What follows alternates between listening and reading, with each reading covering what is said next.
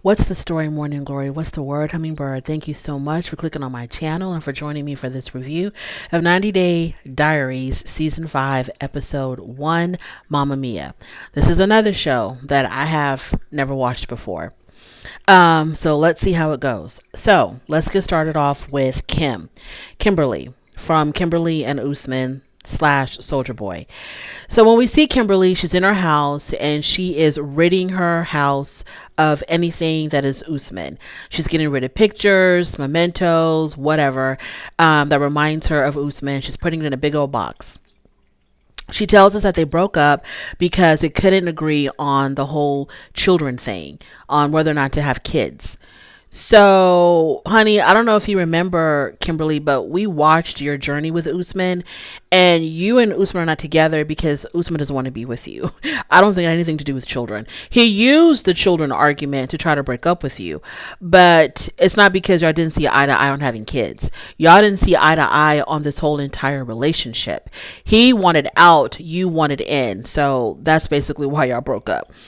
So then she was complaining about how they weren't having sex. But then again, you said that he really wanted children, but you didn't. And you would think that a man who really wanted to have kids would try to sleep with you as much as possible to make said kids, or try to make said kids. So you already, caught yourself in your own lie. You're talking about we're not together because I didn't want any kids and he wanted kids, but then he wasn't sleeping with me. That doesn't make any sense. She says that they're still friends though. Okay. She says that Usman told her that now, he's trying to find a wife that can bear his children. And, yeah, that's where we're at with them.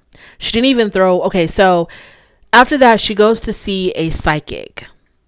And the psychic, of course, tells her that, her mother's presence is there with her. And even her mom from the grave is telling Kim that her and Usman were not a good match, that was not a good union at all, and that she needs to move forward and forget about Usman and leave him in the past and just completely break off from Usman because he was not a good anything for Kim. So her own mother from the grave is telling her the what's up. So unfortunately, the only reason why Kim and Usman are not together is because Usman doesn't want to be with her. It has nothing to do with Kim trying to choose better for herself and walking away from a toxic relationship. So she goes out later on. She goes out for dinner, with her two skinny, attractive friends. And I think they wanted to take her out so that she could meet somebody. But she met no one. There was, no men were met that night. So I have no idea what this whole scene was for, like why we're watching this scene. Now they do tell us, or they told me because I'm the one that didn't know because I've never seen the show before, that everything on 90 Day Diaries is filmed by the cast members themselves. They are recording themselves. There's no camera crew, whatever. It's just they themselves with an iPhone or a camera or whatever the show provides them with. So I don't know why we were watching that scene of her girlfriends taking her out when nothing really happened. Okay, and so finally she's in her backyard and she decides to burn everything that is reminiscent of Usman, the pictures and whatever else he had given her. She puts it in a big old fire pit and she sets it ablaze, and this is symbolic of her washing Usman completely out of her life. Moving on to Patrick and Thais. So Thais is 37 months pregnant when we see them. They have moved to Las Vegas without brother John. It's just them two there in Las Vegas. And when we see them, they're going to go get a 3D ultrasound of their baby girl. Then after that, we see them at the hospital. They've induced her because they said that her blood pressure was a little bit high, and now they're about to have the baby. Now, as she's laying there in the hospital bed, before the baby was born, she's laying in the hospital bed, and her hair is like flared out around her on the pillow. Was it after or before the baby was born? I think it was before the baby was born. And she's asking him, "Do I still look beautiful?" And he either didn't hear her or chose to ignore her. I don't know, but he didn't answer that question right away. He went off to talk about something else. He said something like, "Oh, I can't wait for baby Alisi to finally get here." So because he didn't answer her the first time, she asked again, "Do you think I'm still beautiful?" And he was like, "Of course, babe. Yeah, you're always beautiful." It was just funny to me how she was demanding him to answer that question. Then the baby's born, and 6 pounds 4 ounces, and they talk about, what life is like now as new parents. They talk about how they're in this completely by themselves, because there's no family near them. They're in Las Vegas, just the two of them, so they have to do this completely on their own. There's no grandma to hop in and watch the baby for a couple of hours while Thais, gets time for her. So there's none of that. It's just them. So yeah, they're a happy little family of 3. The baby to me does look like Patrick. And here we are. And I hope that Thais is not going to get on my nerves, because I really didn't care for her in their regular 90-day season. So I hope that she's going to be a little bit more likable, lovable now that she's a new mom and has this beautiful baby. I have no issue with Patrick. I hope we see John at some point, because he's great comic relief. And there we are. Moving on to Ari and Benham.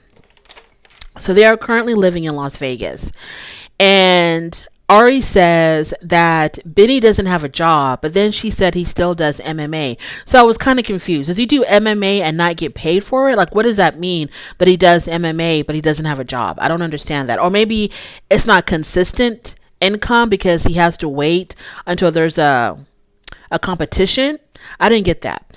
So even though they have moved to Las Vegas in this beautiful apartment, which was a really nice, spacious apartment, they have to have a roommate, because I don't think Ari works. If she does work, I didn't hear her mention it. All I heard her say was that she's back in school to get her bachelor's degree. But they have a roommate, and the roommate is Ari's mother. And I bet Benham was just absolutely thrilled to find out that his mother-in-law was moving in with them in Las Vegas. So her mom is living with them. I'm pretty sure her mom is paying, if not all of the rent, the majority of it. And Ari tells us there's a huge Jewish and Ethiopian community in Las Vegas, and but she does complain that because of this big Ethiopian community in Las Vegas, Benham has run into a lot of his old friends from Ethiopia, and so because of that, he's been spending a lot of time outside the home hanging out with his friends, and this really, really bothers Ari. Ari and Benham, everything moved way too fast for them. They met. Boom, got pregnant. Boom. Then she was going to move to Ethiopia. Didn't like it. Then they're back in America. Boom. So their relationship moved way too fast. I don't think they ever really got enough time to get to know each other or to really feel each other out as far as being partners in each other's lives. Everything was just like in warp speed with their relationship. So now they're finally feeling the pains of rushing into everything. So she's complaining about how he's not spending enough time at home. She goes somewhere with her mom to meet up with some of her friends. And she's complaining to her friends about Benny, about how he's never home. All these issues that they're having. She feels like, he doesn't love her. He doesn't spend enough time with her, etc., etc. So her friends were like, girl, just go ahead and get a separation. Just separate yourself from him, which she brings this up to Benny. So when she comes back home, she has a conversation with Benny, and she tells him that, hey, we have to talk about our problems. I feel like you don't love me. I feel like you don't even want to be around me. You don't even like me. So she's putting all the onus on him of why their relationship is failing. But in reality, she's the one that's fed up with him. But she's making it seem like he's the one that's having these issues when he's never expressed to us that he doesn't love her or doesn't like her or doesn't want to be around her. I don't know if she's like projecting her own feelings onto him, but she's making it seem like our relationship is suffering because of you, because of how you're feeling about me. But she tells her friends that she's frustrated with him because he's never home to spend time with. Anyways, so she says, you know what? I feel like you don't love me. You don't want to spend any time with me. And I want you to be happy. And if hanging out with your friends makes you happy, or if somebody else can make you happy, then go for it. I want you to go out there and be with your friends, or go find somebody else, because I'm not making you happy and I want you to be happy. And I'm like, is she using reverse psychology? Is she deflecting? This was like a very strange conversation to me that they were having. And Benny, of course, he's a man of very few words. He really didn't say much of anything. I think he told her he didn't want to separate. I think he told her, no, that's not a good idea for us to separate. But that's what she wants to do. She wants to separate from him. And so I don't know what's going to happen. I don't know. But she's been unhappy with Benny for a very long time. Very, very long time. I'm surprised that they're still together. So I'm kind of calling cap on these issues. I'm thinking this is just for a storyline, that they're just fine. This is a damn storyline. Because her tears weren't even real. She was trying to conjure up some tears. I didn't even see any tears fall down her face. Moving on to Emily and Kobe. They are still living in Salina, Kansas with her parents and their 2 kids. And already, we're like a minute into their segment and she's already talking about their damn sex life. Like, we want to hear about this. So she's talking about their damn sex life, talking about how Kobe has some kind of a medical procedure done, some kind of surgery.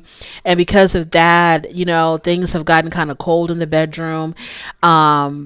But she also seems to imply that despite of that, she's still expecting things to be hot and heavy between them.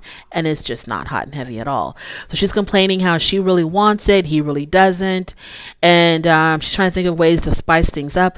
Like, girl, can you go talk to one of your good girlfriends or a sex therapist or something? Why are you talking about this on this damn show? Like, why are you telling us about this? What are we going to do about it? So she's complaining about that, and not only is that her issue, her other issue is her weight. So she says that she's gained a lot of weight since having her 2 kids. Now she's back in the gym trying to lose weight. She has a trainer. She wants to get some blood work done to figure out exactly why is it taking her so long to lose weight. So she goes to the doctor, has her blood drawn. She comes back for the results, and the doctor tells her that, well, you're not diabetic, but it looks like you might be insulin resistant. So I'm going to prescribe you a medication that's going to really help you lose a lot of weight. So she's really excited about that. So what I did was I Googled Emily and Kobe to see, what does she look like now? Was she able to get the weight off? The first thing that pops up on Google is the fact that she's expecting their 3rd child. So she's having another baby. Because they announced it on their Instagram, I think at the end of 2023, that they were expecting a bundle of joy in the year 2024. And her 2 kids are holding up ultrasound pictures. So she's having another baby. Good for them. And that's my review. Thank you so much for joining me. I really do appreciate it. On your way out, please don't forget to rate the video.